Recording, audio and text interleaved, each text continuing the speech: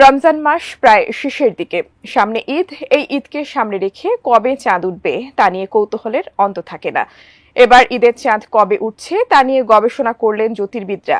কবে উঠবে ঈদের চাঁদ, বিস্তারিত জানাচ্ছেন জান্নাতুন নাহার জেরি।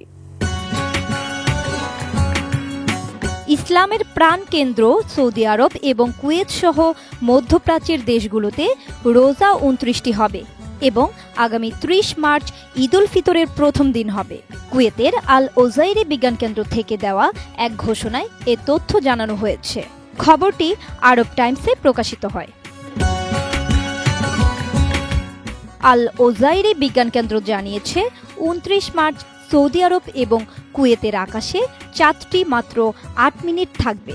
এতে সেখানে খালি চোখে চাঁদ দেখা কষ্টসাধ্য, কিন্তু অসম্ভব হবে না। সংস্থাটি বলছে আগামী ২৯ মার্চ শনিবার দুপুর ১টা ৫৭ মিনিটে ১৪৪৬ হিজরি সনের শাওয়াল মাসের চাঁদ উঠবে। কিন্তু দক্ষিণ পূর্ব এশিয়ার কিছু ইসলামিক দেশে সূর্যোদয়ের আগেই চাঁদটি অস্ত যাবে।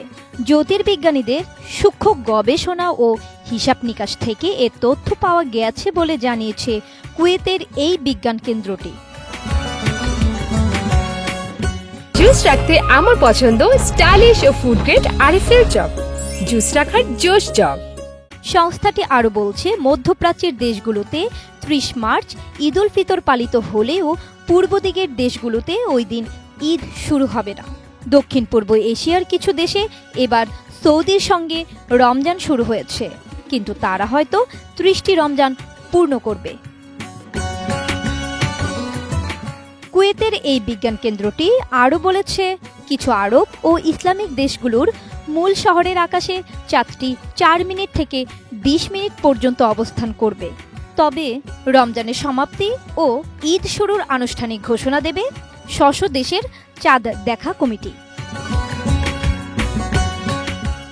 এর আগে অবশ্য সংযুক্ত আরব আমিরাতের দুবাই জ্যোতির্বিদ্যা গ্রুপ জানিয়েছিল এবার আরব আমিরাতে ৩০ মার্চ শাওয়াল মাসের চাঁদ দেখা যাবে আর ৩১ মার্চ পালিত হবে ঈদ উল ফিতর। তবে এখন কুয়েতের বিজ্ঞান কেন্দ্র থেকে অন্য তথ্য দেওয়া হলো। উল্লেখ্য, যদি আমিরাত ও সৌদিতে ২৯ মার্চ চাঁদ দেখা যায় তাহলে এর পরের দিন বাংলাদেশ সহ দক্ষিণ এশিয়ার দেশগুলোতে চাঁদ দেখার সম্ভাবনা থাকবে, কারণ মধ্যপ্রাচ্যের একদিন পরেই সাধারণত বাংলাদেশে ঈদ উদযাপিত হয়ে থাকে।